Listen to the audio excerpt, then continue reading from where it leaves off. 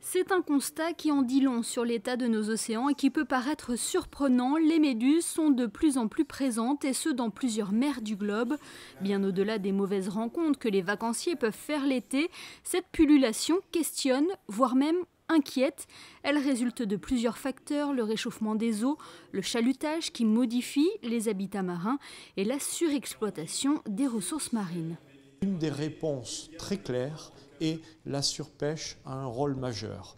Non seulement elle enlève les prédateurs des méduses, mais surtout elle enlève les concurrents. Tous ces petits poissons pélagiques, les anchois, les harengs, les maquereaux, les sardines, qui mangent le même zooplancton que les méduses, ces poissons sont enlevés par la surpêche et les méduses se trouvent toutes seules à manger la totalité de la gamelle pour elles et donc elles se multiplient.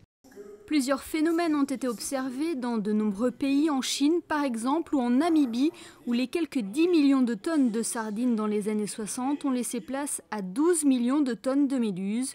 Une réelle nuisance pour nos écosystèmes. Cependant, plusieurs pistes existent pour améliorer la situation.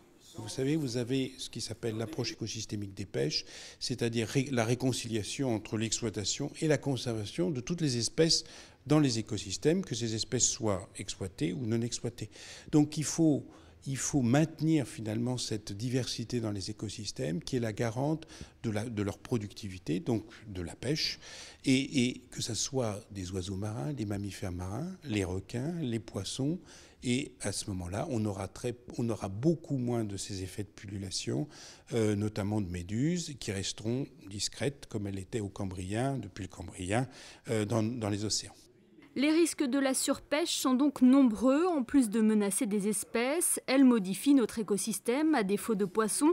Si cette pullulation de méduses poursuit son évolution, il ne serait pas étonnant de retrouver ce plancton gélatineux dans nos assiettes d'ici quelques années. Un mets dont les Asiatiques sont déjà friands.